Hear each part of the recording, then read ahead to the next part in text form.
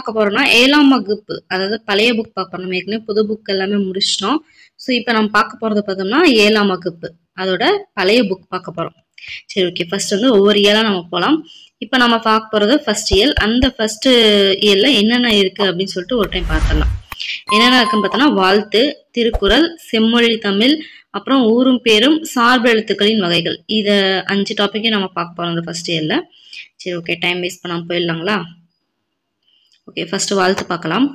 பண்ணினை இயற்கை வைத்த பண்பனை போற்றி போற்றி, பெண்மையில் தாய்மை வைத்த பெரியனை போற்றி போற்றி, வன்மையை உயிரில் வைத்த வள்ளலே போற்றி போற்றி, உண்மையில் இருக்கை வைத்த உறவனை போற்றி போற்றி. ஸோ யார் எழுதுனது இதை பார்த்தோம்னா திருவிக்கா அப்படின்ற நமக்கு நல்லாவே தெரியும். அவர் வந்து எழுதியிருக்கார்.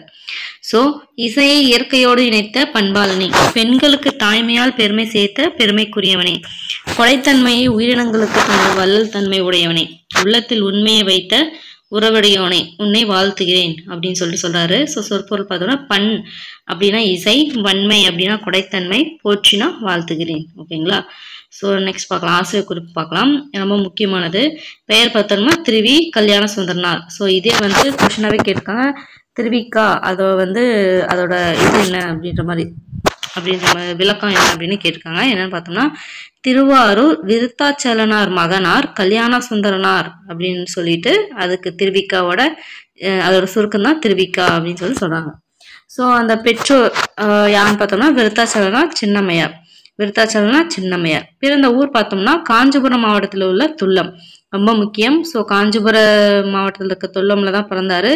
இப்போ பார்த்தோம்னா அது என்னன்னு இருக்குன்னு பார்த்தோம்னா தண்டலம் அப்படின்னு சொல்லிட்டு கூப்பிடுறாங்க. ஓகேங்களா? ஸோ ஃபர்ஸ்ட் என்னன்னு இருந்துச்சு, துல்லம் சொல்லிட்டு இருந்துச்சு. இப்போ பார்த்தோம்னா தண்டலம் இருக்கு. இந்த ஊர் பார்த்தோம்னா சென்னை அடுத்துள்ள போரூருக்கு மேற்கே உள்ளது. இந்த தண்டலம் அப்படின்றது சென்னையை அடுத்துள்ள போரூர் இருக்கு இல்லைங்களா, அந்த போரூருக்கு மேற்கே இருக்குது அப்படின்றாங்க. ஓகே, இவரோட சிறப்பு என்ன பார்க்கலாம். இவர் தொழிலாளர் நலனுக்கும் பெண்கள் முன்னேற்றத்துக்கும் அயராத பாடுபட்டார். யார் யாருக்காக? தொழிலாளர் நலனுக்கும் பெண்கள் முன்னேற்றத்துக்கும் அயராது பாடுபட்டார். மேடை தமிழுக்கு இலக்கணம் வகுத்தவர். ரொம்ப முக்கியமான பாயிண்ட். ஸோ மேடை தமிழுக்கு இலக்கணம் வகுத்தவர் யாரு? திருவிக்கா. இவரின் தமிழ் நடையை போற்றி தமிழ் தென்றல் என்று சிறப்பிக்கப்படுகிறார். ரொம்ப முக்கியம். தமிழ் தென்றல் யாரு? திருவிக்கா. மேடை தமிழுக்கு இலக்கணம் வகுத்தவர் யாரு? திருவிக்கா. அடுத்து இவர் என்னெல்லாம் வந்து எழுதியிருக்காருன்னு பார்க்கலாம். மனித வாழ்க்கையும் காந்தியடிகளும், பெண்ணின் பெருமை, தமிழ் தென்றல், உரிமை வேட்கை, முருகன் அல்லது அழகு, இந்த மாதிரி நிறைய வந்து எழுதியிருக்காரு. ஸோ என்னென்ன எழுதியிருக்காரு? மனித வாழ்க்கையும் காந்தியடிகளும், பெண்ணின் பெருமை, தமிழ் தென்றல், உரிமை வேட்கை, முருகன் அல்லது அழகு, இந்த மாதிரி எழுதியிருக்காரு. இவரோட காலம் என்னன்னு பார்க்கலாம். 26/8/1883 இருந்து 17/9/1953. ஸோ 83 53 அப்படி ஞாபகம் வச்சுக்கலாம். அந்த மாதிரி வருது இல்லையா? ஸோ 83 53 26/8/1883 இருந்து 17/9/1953. ஸோ 83 53 ஞாபகம் வச்சுக்கலாம். அதே மாதிரி 8 9 இருக்கு. ஸோ அதை வச்சு ஞாபகம் வச்சுக்கலாம். ஓகே, நூல் குறிப்பு பார்க்கலாம். வாழ்த்து பகுதியில் இடம்பெற்றுள்ள பாடல் பார்த்தோம்னா திருவிக்கா இயற்றிய பொதுமை வேட்டல் என்னும் நூலில் போற்றி என்னும் தலைப்பு இடம்பெற்றுள்ளது. நாடு, மதம், இனம், மொழி, நிறம் அனைத்தையும் கடந்து உலகத்தை ஒரு குடும்பமாக கருதுவதே பொதுமை வேட்டல். ஸோ தெய்வ நிச்சயம் முதலாக போற்றி ஈராக உள்ள 44 தலைப்புகளிலும் 430 பாக்களால் ஆனது இந்நூல் அப்படின்னு சொல்லியிருக்காங்க. ரொம்ப முக்கியமான ஒரு பேராகிராஃப் இது. ஸோ என்னன்னா வாழ்த்து பகுதி நம்ம மேலே பார்த்தா வாழ்த்து பகுதியில் இடம்பெற்றிருக்குன்னு. ஸோ நம்ம மேலே பார்த்தோம் பொதுமை வேட்டல் அப்படின்னு சொல்லிட்டு ஒன்று இவர் எழுதியிருக்காரு அப்படின்னு சொல்லிட்டு பார்த்தோம். ஸோ உரிமை வேட்கை மாதிரி பொதுமை வேட்டல்னு சொல்லிட்டு எழுதியிருக்காரு. அந்த நூலில் பார்த்தோன்னா போற்றி என்ன நூல் வந்து பொதுமை வேட்டல். அந்த இதில் தலைப்பு என்ன தலைப்பில்? போற்றி அப்படின்ற தலைப்பில் இந்த இது இடம்பெற்றிருக்கு. ஸோ ஓகே, ஸோ இந்த பொதுமை வேட்டல்னா என்ன? இங்கே எழுதியிருக்க இந்த பொதுமை வேட்டல்னா என்ன அப்படின்னு பார்த்தோம்னா நாடு, மதம், இனம், மொழி, நிறம் இந்த அனைத்தையும் கடந்து உலகத்தை வந்து ஒரே குடும்பமாக கருதுவது தான் பொதுமை வேட்டல் அப்படின்றாங்க. ஓகேங்களா? ஸோ தெய்வ நிச்சயம் முதலாக போற்றி இரு. ஸோ இவங்க எழுதியிருக்காங்க இல்லையா, அதில் ஃபர்ஸ்ட் பார்த்தோம்னா தெய்வ நிச்சயம், கடைசி பார்த்தோம்னா போற்றி உள்ள 44 தலைப்பு. எத்தனை தலைப்பு? 44 தலைப்பு. அதில் 430 பாக்கள். 44 தலைப்பு 430 பாக்கள் ஆனதான் இந்த நூல் பொதுமை வேட்டல். ஓகேங்களா? ஓகே, அடுத்து திருவிக்கா சென்னை ராயப்பேட்டை வெஸ்லி பள்ளியில் தமிழாசிரியராக பணியாற்றினார். இங்கே சென்னை ராயப்பேட்டை அருகில் உள்ள வெஸ்லி அப்படின்ற பள்ளியில தான் இவர் வந்து பணியாற்றிக்கார். ஓகே, நூல் பயன் பார்க்கலாம். இந்நூலை கற்போருக்கு நாடு, மதம், மொழி, இன வேற்றுமைகள் விலகும், சமுதாய ஒற்றுமை வளரும், மனிதநேயம் மலரும், உலகம் தழுவிய ஒருமைப்பாட்டுணர்வு உண்டாகும். ஓகேங்களா. அடுத்து திருவிக்கா கல்யாணசுந்தரம் பிறந்த ஊர் என்னன்னு பார்த்தோம்னா துல்லம். திருவிக்கா இயற்றி பொதுமை வீட்டிலும் தலைப்பில் உள்ள பாக்கள் எண்ணிக்கை நம்ம என்னதான் பார்த்தோம், தலைப்பு வந்து 44, பாக்கள் 430 அப்படின்னு பார்த்தோம்.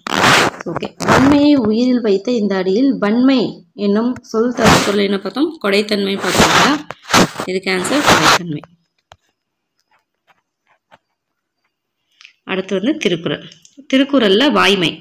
வாய்மை எனப்படுவது யாதெனின் யாதொன்றும் தீமை இல்லாத சொல்லல். அதாவது வாய்மை அப்படின்னா என்னன்னா, அது வந்து மற்றவருக்கு எவ்வகையிலும் தீங்கு தராத சொற்களை பேசுதல் தான் வாய்மை அப்படின்றாங்க. கொஸ்டின் கேட்கலாம், வாய்மை என்றால் எனப்படுவது என்ன அப்படி யாது என்ன திருவள்ளுவர் குறிப்பிடுகிறார் அப்படின்னு கொஸ்டின் கேட்டு கீழே வந்து கொடுப்பாங்க. ஆன்சர் பார்த்தோம்னா எவ்வகையிலும் தீங்கு தராத சொற்களை பேசுதல். ஸோ வந்து தீங்கு தராத சொற்களை பேசுறது தான் வாய்மை அப்படின்னு அர்த்தம். ஸோ பொய்மையும் வாய்மையிட புரை தீர்த்த நன்மை பயக்கம் எனின், அதாவது பிறருக்கு குற்றமற்ற நன்மையை தருமாயின் பொய்யும் உண்மையாக கருதப்படும். ஸோ வந்து சில பேருக்கு வந்து இந்த திருக்குறள் படிக்கலைன்னா ஒரு டவுட் இருக்கும், அதாவது ஏதோ ஒரு சுச்சுவேஷன்னால வந்து பொய் பேசுறது வந்து நல்லதா கெட்டதா, அதாவது இந்த சுச்சுவேஷன்ல பொய் பேசினா மட்டும்தான் வந்து அந்த இடத்துல நல்லது நடக்கும், இல்லைன்னா பிரச்சனை வரும் அப்படின்னு சொல்லிட்டு நம்ம வந்து பண்றோம். ஃபார் எக்ஸாம்பிள் பார்த்தோம்னா ஒரு நல்லவர்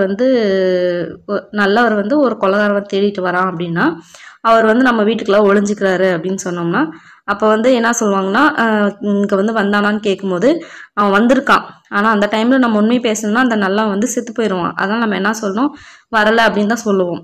ஸோ அப்படின்னும் போது அந்த இடத்துல நம்ம பொய் பேசுறது வந்து தப்பு கிடையாது, அதுவுமே உண்மை அப்படின்னு சொல்லி தான் கருதப்படும் அப்படின்னு சொல்றாங்க.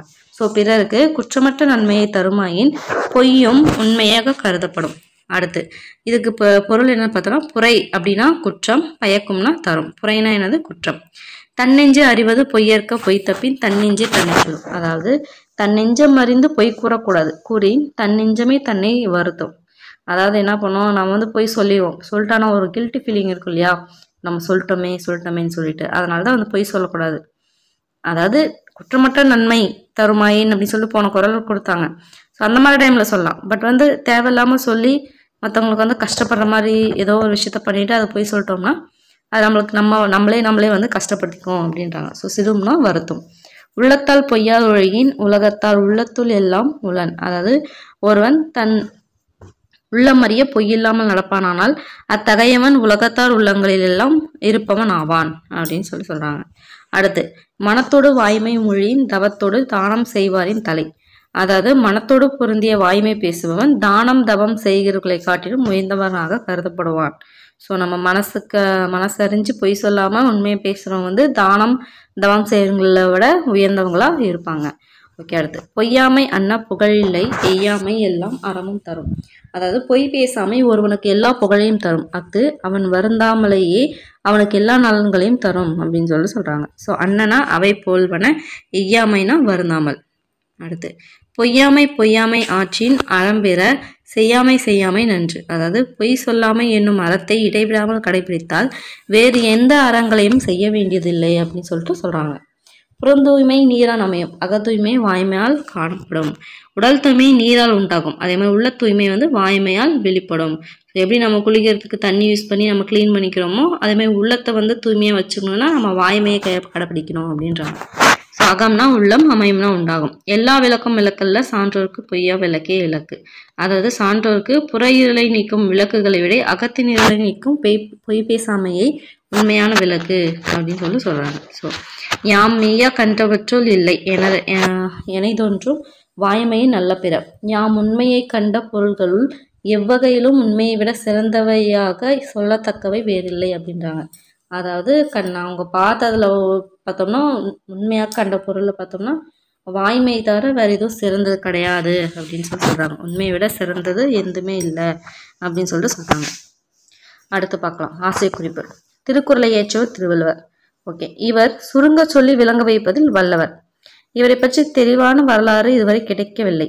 இவருக்கு நாயனார், முதல் பாவலர், நான்முகனார், மாதானபங்கி, சென்னா போதர், பெருநாவலர் என்னும் பெயர்களும் வழங்குகின்றன. இவரின் காலம் பார்த்தோம்னா கிமு 31 என்பர். நூல்கள் பார்க்கலாம். குறள் வெண்பாக்களால் அமைந்த நூல் தான் திருக்குறள். என்ன வெண்பா? குறள் வெண்பா. இது திரு அப்படின்ற அடைமொழியை பெற்று திருக்குறள் அப்படின்னு சொல்லிட்டு வழங்கப்படுகிறது. இந்நூல் அறத்துறை, பொருட்பால், இன்பத்தோடு என்னும் முப்பெரும் பிரிவுகளை கொண்டது. இது 133 அதிகாரம், அதே மாதிரி 1330 பொருட்பாக்கள் உள்ளன. இது 17 கீழ்கணக்கு நூல்களும் ஒன்று. திருக்குறள் உலகம் இருக்கும் கருத்துக்களை கொண்டுள்ளதால் இதை என்னன்னு சொல்றாங்க? உலக பொதுமறை அப்படின்னு சொல்றாங்க. இது நமக்கு தெரியும். அடுத்து, இது தமிழ் மொழியிலும் அறநூல்களில் முதன்மையானது. ஸோ தமிழ் மொழியில அறநூல்களிலும் முதன்மையானது. இந்நூல் பார்த்தோம்னா 107 மொழிகளில் மொழிபெயர்ப்பது ரொம்ப முக்கியமான ஒரு பாயிண்ட். எத்தனாவது? 107 மொழி. அடுத்து, மனிதன் மனிதனாக வாழ மனிதனுக்கு கூறிய அறிவுரை தான் திருக்குறள். ஓகே, அடுத்து பார்க்கலாம். நூலோட பயன். திருக்குறள் கற்பதால் என்ன பயன் அப்படின்னா, மனித வாழ்க்கை செம்மையுறும், பண்புகள் வளரும், உலகெல்லாம் ஒன்றென உயர்குணம் தோன்றும், மனிதர்களில் வேறுபாடு மறையும், எல்லா உயிரிடத்தையும் அன்பு தலைக்கும். ஓகே, அடுத்து கோடிட்டிடத்தை நிரப்புதல். குறள் வெண்பாக்களால் ஆன நூல் எது என்ன பார்த்தாலே திருக்குறள். ஸோ திருக்குறள் மொத்தம் எத்தனை அதிகாரம் இருக்கு? 133. உலகம் இருக்கும் கருத்துக்களை கொண்டுதான் திருக்குறள் என்னன்னு சொல்றாங்க? உலக பொதுமறை. ஓகே, உடலை நீ தூய்மை செய்யும், உள்ள தூய்மையை வெளிப்படுத்த இக்குறளில் வந்துள்ள சொல் என்ன? என்பதுனா வாய்மை. வாய்மை எடுப்பது யாதெனில் மற்றவர்களுக்கு தீங்கு தராத சொற்களை பேசுவது. பிரித்து எழுதுக. யாதெனின் யாது கூட்டல் எனின், பொய்தொழியின் பொய்யாதொழியின், பொய்யாது கூட்டல் ஒழுகின். புறந்தூய்மை, புறம் கூட்டல் தூய்மை. தன்னெஞ்சுனா அப்படி இன் கூட்டல் தன்னெஞ்சு என்ன வரும்? தன்னெஞ்சு அப்படியே வரும். அடுத்து புகழ் இல்லைன்னா புகழ் இல்லை. அடுத்து வந்து ஒரு உரைநடை பார்க்கலாம். செம்மொழி தமிழ். ஓகே, உலக மொழிகள். உலகத்தில் 6000க்கும் மேற்பட்ட மொழிகள் உள்ளன. நான் லைன் பண்றேன், இல்லை நான் வந்து மார்க் பண்றேன் அப்படின்னா அதெல்லாம் கொஸ்டின் ஏரியா. ஸோ உலகத்துல 6000க்கும் மேற்பட்ட மொழிகள் உள்ளன. அவற்றுள் பல பேச்சு மொழிகளே. பேச்சு மொழிகள். எழுத்து மொழிகளாகவும் உள்ளனவற்றுள் இலக்கிய வளம் நிறைந்தவை மிகச் சிலவை. எளிதில் பேசவும் எளிதில் பாடல் இயற்றவும் இயற்கையாக அமைந்தது தென் மொழியாகிய தமிழ் ஒன்றே என்று வள்ளலார் அருள்கிற ரொம்ப முக்கியமான பாயிண்ட். ஸோ எளிதில் பேசவும் எளிதில் பாடல் இயற்றவும் இயற்கையாக அமைந்த தென்மொழியாகிய தமிழ் ஒன்றே அப்படின்னு சொன்னது யாரு? வள்ளலார். ரொம்ப முக்கியமான ஒரு பாயிண்ட். அடுத்து, உலக மொழிகளில் சிறந்தது தாய்மொழியே என அறிஞர்கள் குறிப்பிடுகிறார்கள். அடுத்து, செம்மொழிகள். திருந்திய செவ்வியல்புகள் பொருந்திய மொழிகள் செம்மொழிகள் எனப்படும். ஸோ அதில் பார்த்தோம்னா எதுன்னு பார்த்தோம்னா கிரேக்கம், லத்தீன், சமஸ்கிருதம், சீனம், எபிரேயம், அரபு, ஈப்ரு ஆகியவற்றை செம்மொழிகள் என பட்டியலிடுகிறார் மொழியியல் அறிஞர் சா. அகத்தியலிங்கம். ஸோ மொழியியல் அறிஞர் யாரு? சா. அகத்தியலிங்கம். ஸோ அவர் தான் இந்த மாதிரி பட்டியலிடுறார். இவற்றுள் கிரேக்கம், லத்தீன், சமஸ்கிருதம் ஆகிய மொழிகள் இன்று பேச்சு வழக்கில் இல்லை. எது? கிரேக்கம், லத்தீன், சமஸ்கிருதம் வந்து பேச்சு வழக்கில் இல்லை. ஸோ செம்மொழி தமிழின் சிறப்பு. உலகில் இன்று வழங்கும் மொழிகள் தோன்றுவதற்கு முன்பாகவே எண்ணற்ற இலக்கண இலக்கிய வளங்களை கொண்டதாக விளங்கியது தமிழ் மொழி. ஸோ தொல்காப்பியம், பத்துப்பாட்டு, எட்டுத்தொகை, 17 கீழ்கணக்கு, சிலப்பதிகாரம், மணிமேகலை, முத்தொள்ளாயிரம், இறையனார் அகப்பொருள் ஆகிய செவ்வியல் இலக்கியங்கள் தமிழை செம்மொழி என்று நிலைமாற்றுவதற்கு உரிய சான்றுகளாக திகழ்கின்றன. ஸோ இதை வந்து நோட் பண்ணிக்கோங்க என்னென்னலாம் இருக்குன்னு சொல்லிட்டு. ஸோ நார்மலாக நமக்கு தெரிஞ்சதானே இருக்கிற அந்த இலக்கிய இலக்கணம் அதுதான். அடுத்த 17 கீழ்கணக்கில் ஒன்றான திருக்குறளுக்கு இணையாக வேறு உலகில் இல்லை உண்மைதான். ஸோ அதனால தான் நெக்ஸ்ட் முக்கியமான ஒரு பாயிண்ட் டாக்டர் க்ரௌல் என்ன சொல்றாரு? தமிழ் மொழி அழகான சித்திர வேலைப்பாடு அமைந்த வெள்ளித்தட்டு, திருக்குறள் அதில் வைக்கப்பட்ட தங்க ஆப்பிள், தமிழ் என்னை ஈர்த்தது, குறளோ என்னை இழுத்தது. இது தனித்தனியாக பிரித்து கொஸ்டின்ல கேட்டிருக்காங்க ப்ரீவியஸ் இயர் கொஸ்டின்ல. ஸோ இது வந்து ரொம்ப முக்கியமான ஒரு கொட்டேஷன், நோட் பண்ணி வச்சுக்கோங்க. ஓகேங்களா? இதை சொன்னது யாரு? Doctor Graul. ஸோ இது எப்படி ஞாபகம் வச்சுக்கோங்க? ஒரு ஷார்ட்கட் மாதிரினா, இப்போ வந்து என்னன்னு சொல்லியிருக்காங்க, இங்கே வந்து திருக்குறள் வந்து அதில் வைக்கப்பட்ட தங்க ஆப்பிள்ன்றாங்களா. ஸோ நம்ம வந்து ஒரு இது கேட்டிருக்கோம், ஒரு ப்ராவர்ப் மாதிரி, an apple a day keeps the doctor away அப்படின்னு சொல்லிட்டு. ஒரு நாளைக்கு ஒரு ஆப்பிள் சாப்பிட்டா டாக்டர் வந்து பக்கமே வர மாட்டாருன்னு சொல்லுவாங்க இல்லையா. ஸோ அப்படிங்கும்போது இங்கே டாக்டர் க்ரௌல் அப்படின்னும் போது ஆப்பிள் அப்படின்னு சொல்லி ஞாபகம் வச்சுக்கலாம். ஸோ குரலும் என்னை ஈர்த்தது, குரலும் தமிழ் வந்து என்னை ஈர்த்தது, குரல் பார்த்தோம்னா இழுத்தது. ஓகேங்களா. அடுத்து தமிழின் தனிப்பெருந்தன்மைகள். இயல்பாக தோன்றிய தமிழ் மொழியில் உயரிய பண்புகள் தன்மைகள் பற்றி ஒவ்வொரு தமிழனும் அறிந்து கொள்ள வேண்டும். ஃபர்ஸ்ட் வந்து தொன்மை பார்க்கலாம். உலகின் மிக பழமையான நிலப்பகுதி குமரிக்கண்டம். முக்கியமான பாயிண்ட். ஸோ உலகின் மிக பழமையான நிலப்பகுதி குமரிக்கண்டம். அந்நிலப்பகுதி கடல் கோளால் மூழ்கிவிட்டது. அத்தொன்னிலத்தில் தான் தமிழ் தோன்றியதென தண்டி அலங்காரம் மேற்கோள் செய்தி கூறுகிறது. ஸோ ரொம்ப முக்கியம். ஸோ தமிழ் வந்து எங்க தோன்றியதுன்னு சொல்லிட்டு சொல்றாங்க, குமரிக்கண்டத்துல. அந்த குமரிக்கண்டத்துல தான் தமிழ் தோன்றுச்சுன்னு சொன்னது எது பார்த்தோம்னா தண்டி அலங்காரம். சரி, என்னன்னு பார்க்கலாம். ஓங்கலிடை வந்து உயர்ந்தோர் தொடர்விலங்கி ஏங்கொழிநீர் ஞால ஞாலத்தில் இருள் அகற்றும் ஆங்கவற்றுள் மின்னேர் தனியாழி வெங்கதிரோன் ரேனையது தண்ணீரில்லாத தமிழ். கொஞ்சம் அப்படியே இந்த மாதிரி இதெல்லாம் கொஞ்சம் இதாக தான் இருக்கும். சரி, பார்த்துக்கோங்க. ஸோ இதில் இது கேட்டு இது எங்கே வந்து கேட்குறாங்க கேட்கலாம். தண்டி அலங்காரம். ஸோ இதை கேட்டது எது? தண்டி அலங்காரம். அடுத்து பார்க்கலாம். இது என்னது? தொன்மைக்கான ஒரு சான்று.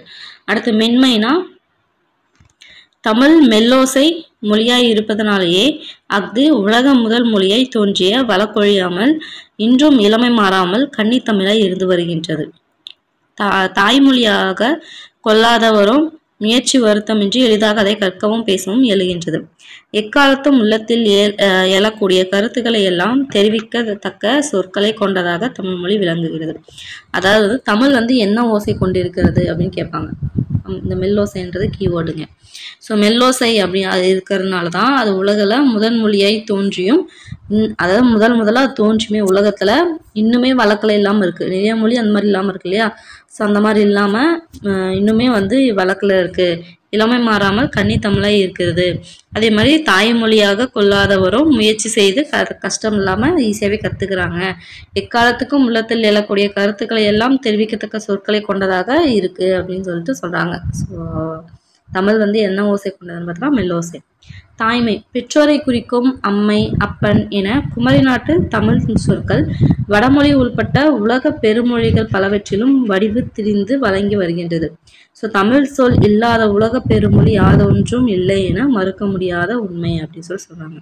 ஸோ அந்த அம்மை, அப்பன் அப்படின்றதெல்லாம் பார்த்தீங்கன்னா நிறைய இடத்துல நிறைய மொழியில வந்து இருக்கும். சான்ஸ்கிரிட்ல எல்லாம் பார்த்தீங்கன்னா நல்லாவே தெரியும். சான்ஸ்கிரிட்லாம் பல மொழிகள்னு வச்சுக்கோங்களேன். ஸோ அதில் பார்த்தோம்னா கொஞ்சம் திரிஞ்சு அதோட வடிவம் திரிஞ்சு ஏதோ ஒரு இதில் பார்த்தோம்னா ஆனால் அம்மை அப்பன் அப்படின்ற ஒரு இதில் வளர்ந்து வருது. ஸோ அப்படின்னு பார்க்கும்போது தமிழ் சொல் இல்லாத ஒரு உலக பெருமொழி எதுவுமே இல்லை அப்படின்னு சொல்லிட்டு சொல்கிறாங்க. அடுத்து தூய்மை பார்த்தோன்னா தமிழில் வழங்கிய ஆயிரக்கணக்கான பேச்சு வழக்கு சொற்களும் நூல் வழக்கு சொற்களும் கால வெள்ளத்தில் மறைந்து போயின.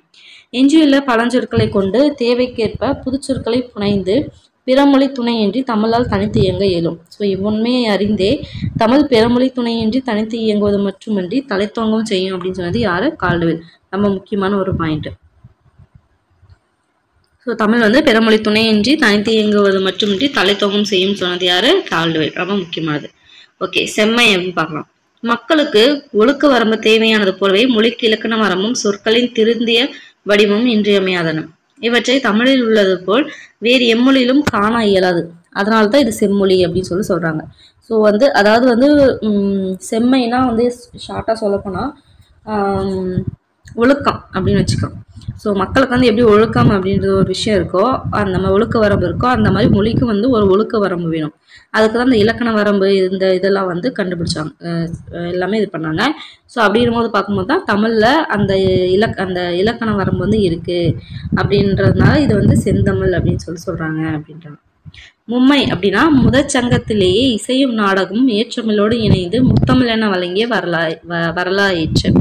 ஸோ முதலிரு சங்கத்திலும் வழங்கிய இலக்கண நூல்கள் முத்தமிழ் பற்றியனவாகவே இருக்கின்றன. மும்மைனா ஒன்றும் கிடையாது, அது முத்தமிழ் அப்படின்றோம் இல்லையா. ஸோ அந்த மாதிரி இருக்கிறதுனால தான் அது மும்மைன்னு சொல்கிறாங்க. ஸோ அது பார்த்தா முதற் சங்கத்திலே இசையும் நாடகம் ஏற்றமிழ் இந்த 3 தான் வந்து முத்தமிழ் என்னுவோம். ஸோ அது இணைந்து வந்துச்சு அப்படின்னு சொல்கிறாங்க. இயற்கை வளர்ச்சி எல்லா சொல்லும் பொருள் குறித்தனவே என்பது தொல்காப்பிய நூற்பா. ரொம்ப முக்கியமான ஒரு விஷயம், ஒரு கோட்ஸ். எல்லா சொல்லும் பொருள் குறித்தனவே அப்படின்னு சொன்னது தொல்காப்பியம். தமிழில் இருகுறி பெயர்கள் மிகவும் குறைவு. ஒருமை பன்மை என்னும் இருவகை எண் மட்டுமே தமிழில் உண்டு. ஆனால் வடமொழியில் ஒருமை, இருமை, பன்மை என மூவகை எண் உள்ளன. தமிழில் உயிர்களுக்கு மட்டுமே பால் வேறுபாடு உண்டு. பொருள்களுக்கு பால் வேறுபாடு இல்லை. ஆனால் பிற மொழிகளில் இத்தகைய பகுப்பு முறை இல்லை அப்படின்னு சொல்லிட்டு சொல்றாங்க. ஸோ எதுக்கு இல்லை அப்படின்னு சொல்லி பார்த்தணும். ஸோ ஒருமை பன்மைன்னு சொல்லிட்டு இருவகை மட்டும்தான் தமிழ்ல இருக்கு. ஆனால் வடமொழியில ஒருமை, இருமை, பன்மை அப்படின்னு சொல்லிட்டு மூவகை இருக்கு. ஓகேங்களா? ஸோ அதே மாதிரி தமிழ்ல உயிர்களுக்கு மட்டும்தான் வந்து பால் வேறுபாடு, ஆண் பால் பெண் பால் பிரிக்கிறோம் இல்லையா? ஆனால் இதே பார்த்தோம்னா பொருள்களுக்கு, உயிரில்லாத பொருள்களுக்கு வந்து அந்த மாதிரி பால் வேறுபாடு நம்ம வந்து செய்யறதில்ல. ஆனா பல பிற மொழிகள்ல வந்து இத்தகைய பகுப்பு முறை வந்து அந்த மாதிரி இல்லை அப்படின்னு சொல்றாங்க. மொத்தமா எல்லாருக்கும் சேர்த்து ஒரே மாதிரி தான் சொல்றாங்க அப்படின்றாங்க. ஓகேங்களா? நெக்ஸ்ட் பார்க்கலாம். இலக்கண நிறைவு. எல்லா மொழிகளும் எழுத்துக்கும் சொல்லுக்கும் இலக்கணம் கூறும். ஆனால் தமிழ் அவற்றுடன் சேர்த்து வாழ்வியலுக்கான பொருள் இலக்கணத்தையும் கூறுகிறது. அதனையும் அகம்புறம் என இருவகையாக பகுத்துள்ளது அப்படின்னு சொல்றாங்க. ஸோ இதுல ஒவ்வொரு லைனும் முக்கியமானது. ஸோ எல்லா மொழிகளிலும் பார்த்தோம்னா எழுத்துக்கும் சொல்லுக்கும் இலக்கணம் கூறும். ஆனால் தமிழ் வந்து எழுத்துக்கும் சொல்லுக்கும் இலக்கணம் சொல்றது மட்டும் இல்லாம வாழ்வியலுக்கான பொருள் இலக்கணத்தையும் வந்து சொல்லுது. ஸோ அதையும் பார்த்தோம்னா அகம்புறம் சொல்லிட்டு பிரிக்குது. அதான் குறிஞ்சி, மருதம், முல்லை அப்படின்னு பிரிக்கிறோம். அதே மாதிரி வெச்சி, கரந்தை அந்த மாதிரி நம்ம பிரிக்கிறோம் இல்லையா? அதை தான் வந்து சொல்றாங்க. சரி, ஓகே. செய்யுள் சிறப்பு. பண்டை தமிழ் இலக்கியங்களும் இலக்கணங்களும் செய்யுள் வடிவிலேயே இருந்தன. கலிப்பா முதலான செய்யுள் வகைகள் வேறு எம்மொழியிலும் இல்லை அப்படின்னு சொல்றாங்க. ஸோ செய்யுள். அடுத்து அணிச்சிறப்பு. புலவர்கள் செய்யுளுக்கு சிறப்பு சேர்க்க ஊமை, உருவகம் முதலிய நூற்றுக்கணக்கான அணிகளை பயன்படுத்தி பாடல்கள் இயற்றுள்ள நமக்கு நல்லாவே தெரியும். அடுத்து நூல் சிறப்பு. ஆயிரக்கணக்கான தமிழ் நூல்கள் இயற்கை சீற்றங்களால் அழிந்து போயின. கிடைத்தனவற்றுள் சங்ககால நூல்கள் தமிழர் தம் மொழியையும் பண்பாட்டையும் விளக்குவதாக திகழ்கின்றது. இத்தகைய விழுமிய வியத்தகு பண்பாடுகளையும் நூல்களையும் கொண்ட உலகில் முதல் உயர்தனி செம்மொழியாம் தமிழ் மொழியை உணர்ந்து கற்று போற்றி காப்போம் அப்படின்னு சொல்றாங்க. ஸோ இதோட முடியுது. ஃபர்ஸ்ட் பார்க்கலாம். உலக மொழிகளில் சிறந்த விளங்குவது பார்த்தோம்னா தமிழ் மொழி. அம்மை அப்பன் என்னும் சொல் வழங்கும் நாடு பார்த்தோம்னா குமரி நாடு. வாழ்வியலுக்கு இலக்கணம் கூறும் மொழி எது பார்த்தோம்னா தமிழ் மொழி. உலகில் மிக பழமையான நிலப்பகுதி எது பார்த்தோம்னா குமரிகண்டம். தமிழில் டாஸ் பெயர்கள் மிகவும் குறைந்து பார்த்தோம்னா இருகுறி பெயர்கள். எல்லா மொழிகளிலும் எழுத்துக்கும் சொல்லுக்கும் இலக்கணம் உண்டு. அடுத்து புலவர்கள் செய்யுளுக்கு சிறப்பு சேர்க்க ஓமைகளையும் உருவகங்களையும் பயன்படுத்தி பாடல்கள் இயற்றினர். அடுத்து ஊரும் பேரும். இயற்கையோடு இயைந்து வாழ்ந்த தமிழ் மக்கள் தம் குடியிருப்பு பகுதிகளை ஊர் என்னும் பெயரால் குறித்தனர். ஸோ இதில் பார்த்தோன்னா மக்கள் குடியிருப்பு பகுதிகளை என்னன்னு சொல்லி சொன்னாங்க அப்படின்றத ரொம்ப கேட்பாங்க கொஸ்டின் ஏரியா. ஊர். ஸோ ஊர் என்னும் தமிழ் சொல் உலகில் பல நாடுகளுக்கு வழங்குவது வியப்பளிக்கிறது.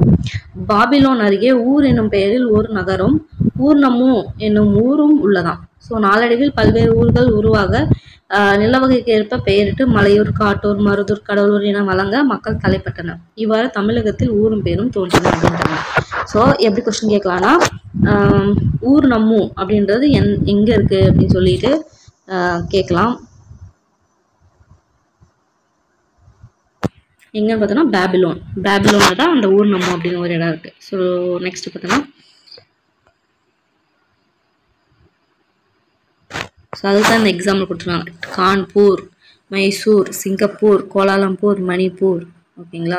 அடுத்து குறிஞ்சி நில ஊர்கள். ஸோ குறிஞ்சி நிலம் அப்படின்னாவே நமக்கு மலை சார்ந்தது தெரியும் இல்லையா? ஸோ தமிழகத்தில் வளமார்ந்த மலைகள் பல உண்டு. மலையில் அருகே உள்ள ஊர்களுக்கு நாகமலை, ஆனமலை, சிறுமலை, திருவண்ணாமலை, விராலிமலை, வள்ளிமலை என பெயர்கள் வழங்குவதாக காணலாம். ஸோ இது எப்படி கொஸ்டின் கேட்பாங்கன்னா ஏதாவது 4-3 கொடுத்துட்டு அதில் வந்து இதில் வந்து எது பார்த்தோன்னா குறிஞ்சி நில ஊர் இருக்கு இல்லை அப்படின்ற மாதிரி கொஸ்டின் கேட்பாங்க.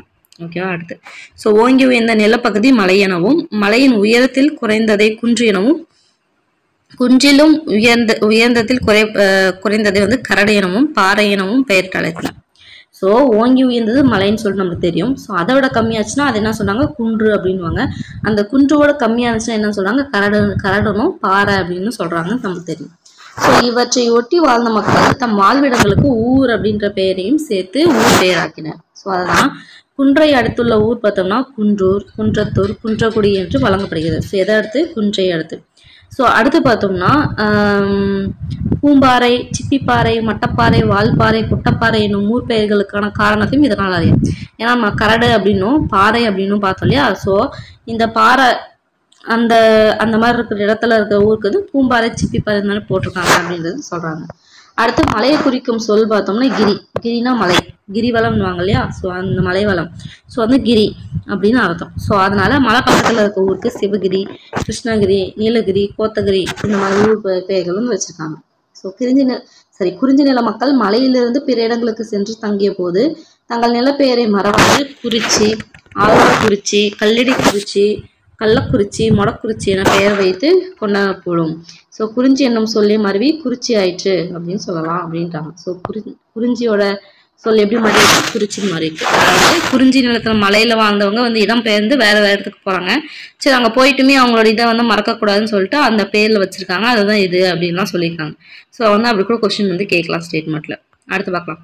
முல்லை நில ஊர். இப்போ குறிஞ்சி முடிஞ்சாச்சு, முல்லை பார்க்கலாம். ஸோ தமிழகத்தில் மரஞ்செறிந்த காடுகள் பழங்காலத்தில் மலிந்திருந்தன. அதாவது நம்ம முல்லைனா என்ன, காடு சேர்ந்த இடம் தானே சொல்லுவோம், அதை தான் சொல்றாங்க. ஸோ மரங்கள் சூழ்ந்த பகுதிகளுக்கு குடிபெயர்ந்த மக்கள் மரங்களுக்கு பெயர் சூட்டி அம்மர பெயர்களோடு ஊர் பெயர்களும் வழங்கின. ஃபார் எக்ஸாம்பிள் அத்தி அப்படின்னா ஆறுன்னு சொல்லுவாங்க. 6 மரங்கள் சூழ்ந்த ஊர் பார்த்தோன்னா ஆற்காடு அப்படின்றாங்க. ஸோ அந்த அத்தி மரம் வந்து நிறையா இருந்தனால தான் அந்த இடத்த ஆற்காடு, அத்தினாலும் 6 நாள் ஒன்று தான். ஸோ ஆற்காடுன்னு வச்சாங்க. அதேமாதிரி ஆலமரங்கள் இருந்தது ஆலங்காடு. ஸோ ஆற்காடு, ஆலமரம், அத்தி மரம் 6 மரம், ஆலமரம் இருந்தது ஆலங்காடு. அதே மாதிரி பார்த்தோன்னா கலாச்செடி இருந்தது கலாக்காடு அப்படின்றதும், மாமரம் சேர்த்துல மாங்காடுனும், பனை மரத்துல பனையபுரம் அப்படின்னும் பேர் வச்சு இது பண்ணாங்க. ஸோ அப்படின்னாங்க. ஸோ இது பார்த்தோங்க ஆடு மாடுகள் அடைக்கும் இடம் பார்த்தோன்னா நம்மளுக்கு ஆதி தெரிய பட்டி அப்படின்னு சொல்லி தெரியலையா. ஸோ அடுத்து பார்க்கலாம். ஸோ இது ஒவ்வொரு பாயிண்ட்டுமே வந்து ரொம்ப ரொம்ப முக்கியம், ஒவ்வொரு லைனுமே. அடுத்து காட்டின் நடுவில் வாழ்ந்த மக்கள் அங்கு திரியும் விலங்குகளால் தமக்கும் தம் கால்நடைகளுக்கும் ஊர் நேராவண்ணம் வேலி கட்டி பாதுகாத்தனர். ஊர்கள் பார்த்தோன்னா பட்டி, பாடி அப்படின்னு கட்டணும். ஸோ இந்த மாதிரி அந்த விலங்குகளுக்கு வந்து ஊர் செய்யாம அந்த வேலி கட்டி இருக்கிற அந்த ஊர் என்னன்னு சொன்னாங்க, பட்டி, பாடி அப்படின்னு சொன்னாங்கன்றது ரொம்ப முக்கியம். ஸோ அதை வந்து எப்படி கூப்பிட்டாங்க, பேர் வச்சாங்க, ஆட்டையாம்பட்டி, காளிப்பட்டி, கோவில்பட்டி, சிறுகுடல்பட்டி, சின்ன கொல்லப்பட்டி, பெரிய கொல்லப்பட்டி முதலிய நூற்றுக்கணக்கான பட்டிகள் தமிழ்நாட்டில் உள்ளன அப்படின்றாங்க. ஸோ இது வந்து முல்லை. அடுத்து மருத நில ஊர்கள். நிலவளம், நீர்வளமும் பயிர் வளமும் செழித்த மருத நில குடியிருப்பு பார்த்தோன்னா ஊர் என வழங்கப்பட்டது. அடுத்து பொங்கி பெருகி வழிந்தோடும் வளங்குடிய ஆறும் அதன் கரையில் இருந்த உயர்ந்த மரங்களும் ஊர் பெயர்களை கலந்து நிலைத்தன. ஸோ ஆறுகள் பாயும் இடங்களில் ஆற்றூர் அப்படின்று வழங்கும் ஊர்கள் தவறாமல் இடம்பெற்றன. இதுவே காலப்போக்கில் என்னன்னு மாறிச்சு, ஆத்தூர் அப்படின்றது. ஸோ ஆற்றூரோட மருவு என்னது, ஆத்தூர், ரொம்ப முக்கியம். அடுத்து கடம்ப மரம் சூழ்ந்த பகுதி பார்த்தோம்னா கடம்பூர், கடம்புத்தூர். ஸோ இதுலயும் பார்த்தோம்னா மரத்தை பற்றி சொல்லுவாங்க, முல்லை நிலத்தையும் மரத்தை பற்றி சொல்லுவாங்க. ஸோ அதை வந்து கன்ஃபியூஸ் பண்ணிக்கூடாது, ஓகேங்களா. ஸோ அது வந்து பார்த்து எந்த மரம் எந்த இடத்துக்கு வருதுன்னு பார்க்கணும். ஸோ கடம்ப மரம் சூழ்ந்த பகுதி கடம்பூர், கடம்பத்தூர்னும், தென்னை சூழ்ந்த இதை வந்து தெங்கூர்னும், புளியமரம் பார்த்தோம்னா புளியங்குடி, புளியஞ்சோலை, புளியம்பட்டி அப்படின்னு சொன்னாங்க அப்படின்னு சொல்றாங்க. ஸோ அடுத்து பார்த்தோம்னா அதே மாதிரி குளம், ஏரி, ஊருணி முதலிய நீர்நிலை உருவாக்கி அதோட இணைச்சாங்க. எப்படின்னு சொன்னாங்க, புளியங்குளம், மாங்குளம், வேப்பேரி, சீவலப்பேரி, போரா ஊரணி அப்படின்னு சொல்லிட்டு வச்சாங்க அப்படின்னு சொல்லிட்டு மருதம் பத்தி சொல்றாங்க. ஸோ இது நெய்தல் நில ஊர்கள் பார்த்தோன்னா பழங்காலத்தில் கடற்கரையில் உருவான பேரூர்கள், ரொம்ப முக்கியமான பாயிண்ட். கடற்கரையில் உருவான பேரூர் பார்த்தோம்னா பட்டினம், சிற்றூர் பார்த்தோம்னா பாக்கம். இது ரெண்டும் கன்ஃபியூஸ் பண்ணிக்க கூடாது, ரொம்ப முக்கியமான ஒரு லைன். ஸோ நெடிய கடற்கரையை உடைய தமிழகத்தில் பரதவரும் வாழ்ந்த ஊர்கள் தான் பார்த்தோம்னா கீழக்கரை, கோடியக்கரை, நீலாங்கரை என பெயர் பெற்றன. என்னது, கீழக்கரை, கோடியக்கரை, நீலாங்கரை. அதே மாதிரி பார்த்தோம்னா மீனவர்கள் வாழும் இடம், பரதவர்கள் வாழும் இடம் பார்த்தோம்னா இது. மீனவர்கள் வாழும் பெயருக்கு பார்த்தோம்னா குப்பம் அப்படின்ற பெயரை சேர்த்து பல்கி பெருகி வருகின்றன அப்படின்றாங்க.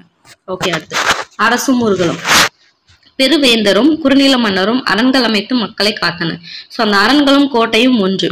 கோட்டை சூழவிருந்த ஊர்களே அந்த கோட்டையெல்லாம் இருந்துச்சு இல்லையா, அந்த இடத்த தான் வந்து ஊரை வந்து கந்தர்வ கோட்டை, தேவக்கோட்டை, நாட்டரசன் கோட்டை, நிலக்கோட்டை, பட்டுக்கோட்டை, புதுக்கோட்டை அப்படின்னு சொல்றாங்க. ஸோ கோட்டை இருக்கிற ஊரை வந்து கோட்டைன்னு கூட சேர்த்து அந்த ஊர் பேருக்கு வச்சாங்க. ஸோ திசையும் ஊர்களும், திசையை வச்சும் பண்ணாங்க. ஸோ நாற்றிசை பெயர்களும் ஊர்களோடு குறிக்கப்பெற்றன. தம் ஊருக்கு கிழக்கே எழுந்த ஊர்ல கீழூர்னும், மேற்குல பார்த்தோன்னா மேலூர்னும், அதே மாதிரி தெற்குனா தென்பழஞ்சி அப்படின்னும், வடக்குனா வடபழஞ்சி அப்படின்னுமே சொல்லிக்கிட்டாங்க. ஸோ இது வந்து அப்படியே அந்த பேர்ல கிழக்கு கீழூர், மேற்கு மேலூர். ஓகேங்களா? ஸோ அதை வச்சு ஞாபகம் வச்சுக்கலாம். இது மறக்க வாய்ப்பே கிடையாது. ஸோ நாயக்கமர்கள் தமிழகத்தை 72 பாளையங்களாக பிரித்து ஆளுகைப்படுத்தி நம்மளுக்கு நல்லாவே தெரிஞ்சுதான் 72 பாளையங்களா பிரிச்சாங்கன்னு. அவர்கள் ஊர் பெயருக்கு பாளையத்தை சேர்த்து வழங்கினர். ஸோ பாளையத்தை பண்ணாங்க. ஸோ பாளையம் பண்ணாங்க. என்னென்ன ஊரு? ஆரப்பாளையம், ராசப்பாளையம், கணக்கம்பாளையம், குமாரப்பாளையம், கோபிச்செட்டிப்பாளையம், கோரிப்பாளையம், மேட்டுப்பாளையம், இந்த மாதிரி பாளையம் வச்சாங்கன்றாங்க. அதே மாதிரி கால சுழற்சி, ஆட்சி மாற்றம், வேற்றின கலப்பு முதலான காரணங்களால் முதல்நிலை ஊர் பெயர்களும் தனித்தன்மை மிக்க ஊர் பெயர்களும் சிதைந்து திரிந்து மருவி மாறி வளங்களாயிடுச்சு. ஸோ எதனால வந்து பார்த்தோம்னா இந்த மாதிரி ஊர் பெயர்கள் திரிஞ்சது அப்படின்னு சொல்லி கொஸ்டின் கேட்பாங்க. பார்த்தோம்னா கால சுழற்சி, ஆட்சி மாற்றம், வேற்றின கலப்பு. ஓகேங்களா? அடுத்து கல்வெட்டுகளில் காணப்படும், நம்ம இது முக்கியமான ஒரு பேராகிராஃப். கல்வெட்டுகளில் காணப்படும் மதுரை மருதையாகி இன்று மதுரையாக மாறியுள்ளது. ஸோ ஃபர்ஸ்ட் எப்படின்னு இருந்துச்சு? கல்வெட்டுல எப்படின்னு இருந்துச்சு? கல்வெட்டுல மதுரைன்னு இருந்துச்சு. அதுக்கப்புறம் தான் அது மருதையா மாறுச்சு. இப்ப மதுரை அப்படின்னு மாறிடுச்சு. ஃபர்ஸ்ட் மதுரை, மருதை, அதுக்கப்புறம் தான் மதுரை. ஓகேங்களா? ஸோ கோவன்புத்தூர் அப்படின்றத இப்போ என்னன்னு சொல்றாங்க? கோயம்புத்தூர் அப்படின்னு சொல்றாங்க. அதே மாதிரி மறுபடியும் அந்த கோயம்புத்தூர் தான் மருவி என்னன்னு இருக்கு? கோவை அப்படின்னு இருக்கு. இந்த மாதிரி உங்கள் ஊர் பெயர்கள் மாறிவிட்டதா? இல்லை கனித்தமிழை மாநிலமோடு வழங்குகிறதா என சிந்தனை செய்யுங்கள். ஓகே, அவ்வளோ முடிஞ்சது. ஸோ கடைசியா வந்து இலக்கணம். ஸோ சார்பெழுத்து வகைகள் என்ன அப்படின்னு பார்க்கலாம். ஓகே,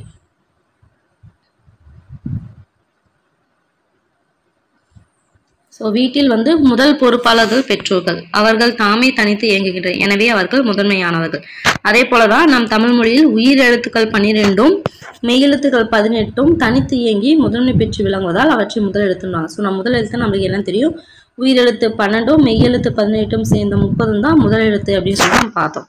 ஸோ அது இல்லாம வரது மீதி எல்லாமே நம்ம சார்பெழுத்து அப்படின்னு சொல்றோம் இல்லையா? ஸோ உடல் பார்த்தோம்னா வண்ணமிட்டு இச்சொல்லில் உ என்று உயிர் எழுத்து, டா இல் என்பன என்ன எழுத்துக்கள் அப்படின்னு சொல்லி கேட்டிருக்காங்க. ஸோ நமக்கு நல்லாவே தெரியும். ஊ பார்த்தோன்னா உயிர் எழுத்து, டா இல் இது பார்த்தோன்னா இது மெய் எழுத்து, இது டா வந்து உயிர் மெய் எழுத்து அப்படின்னு சொல்லிட்டு தெரியும். ஸோ அடுத்து இது உங்களுக்கே தெரியும் எப்படி சார்பெழுத்துல வந்து பார்த்தோம்னா மெய்யெழுத்து உயிரெழுத்து சேர்ந்து உயிர்மை பிறக்குது அப்படின்லாம் நமக்கு நல்லா தெரியும் இல்லையா? ஸோ அதை தான் சொல்றாங்க. வேற என்ன நம்ம தெரிஞ்சுக்க வேண்டிய விஷயம் பார்த்தோம்னா சார்பெழுத்து எத்தனை வகைப்படும் பார்த்தோம்னா 10 வகைப்படும். அது என்னன்னு பார்த்தோம்னா உயிர்மை, ஆயுதம், உயிரிழப்படை, ஒற்றலப்படை, குற்றெலிகரம், குற்றலுகரம், ஐகார குறுக்கம், அவகார குறுக்கம், மகர குறுக்கம், ஆயுத குறுக்கம். ஸோ நம்ம இது ஏற்கனவே 7th நியூ புக்லேயே நல்லா தெளிவாகவே பார்த்துட்டோம். ஓகேங்களா? ஓகே. ஸோ ஆயுதம் வந்து எந்த எழுத்து வகை சேர்ந்தது பார்த்தோம்னா ஆயுதம் வந்து சார்பெழுத்துன்னு தெரியும். ஸோ சார்பெழுத்து எத்தனை வகை? 10. முதல் எழுத்து எண்ணிக்கை பார்த்தோம்னா 30.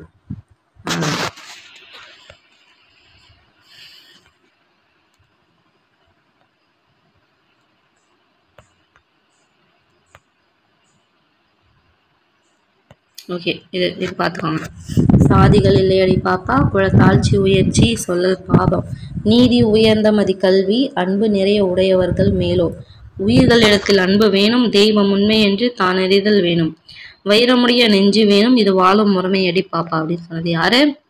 பாரதியார். ரொம்ப முக்கியம், பார்த்துக்கோங்க. ஓகே, வல்லினம் மிகு இடம் மிகா இடம்.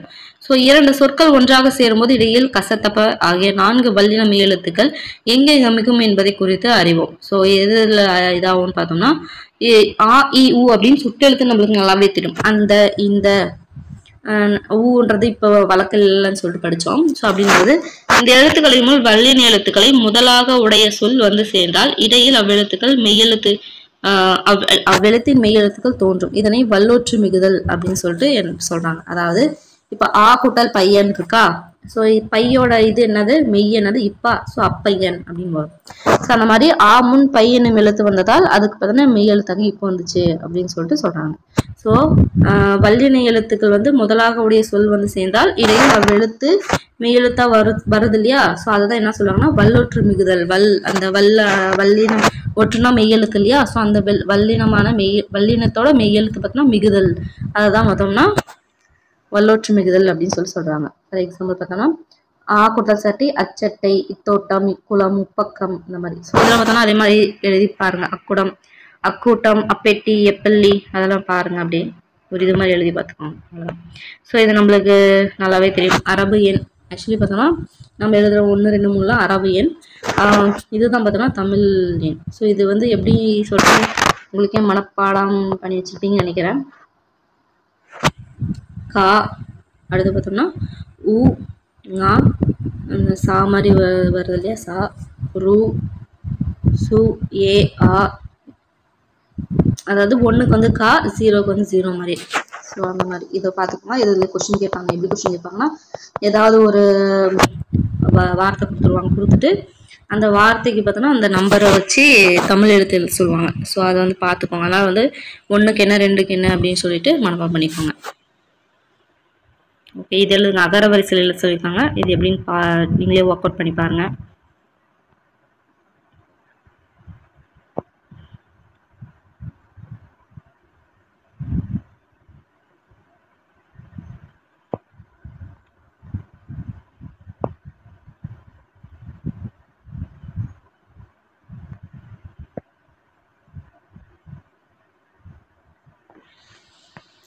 குறள் ஒன்று கொடுத்துருக்காங்க. இளமென்னும் அசை இருப்பாரை காணின் நிலமென்னும் நல்லார் ஆகும்.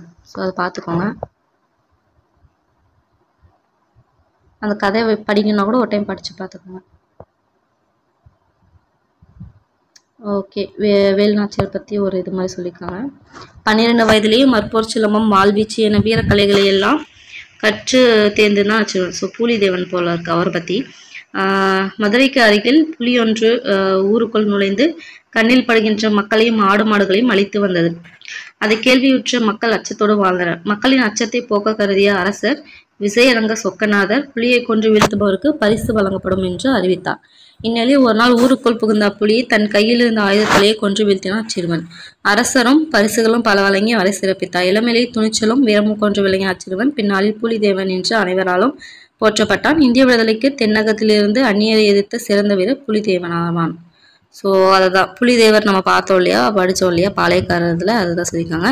ஸோ யார் இது இப்போ அரசன் பார்க்கணும், விஜயரங்க சொக்கநாதன்ற சொல்லிட்டு ஞாபகம் வச்சுக்கோங்க. மீதி எல்லாம் உங்களுக்கு ஞாபகம் இருக்கனாலே. ஸோ ஓகே, ஸோ இயல் 1 வந்து நம்ம முடிச்சிட்டோம் ஓல்ட் புக் 7th. ஸோ அடுத்து பார்த்தோன்னா இயல் 2 வந்து பார்க்கலாம். இது நான் அந்த ஊரும் பேரும் அந்த மேலே நம்ம படித்தது எல்லாமே ரொம்ப முக்கியமான ஒரு லெசன். ஸோ வந்து பார்த்து நோட்ஸ் எடுத்து படிச்சுக்கோங்க, அப்படியே கூட படிச்சுக்கோங்க. ஓகேங்களா? ஸோ நோட்ஸ் எடுத்திங்கன்னா பெஸ்ட்டு. ஓகே, நெக்ஸ்ட் எல்லாம் மீட் பண்ணுறேன். பாய்.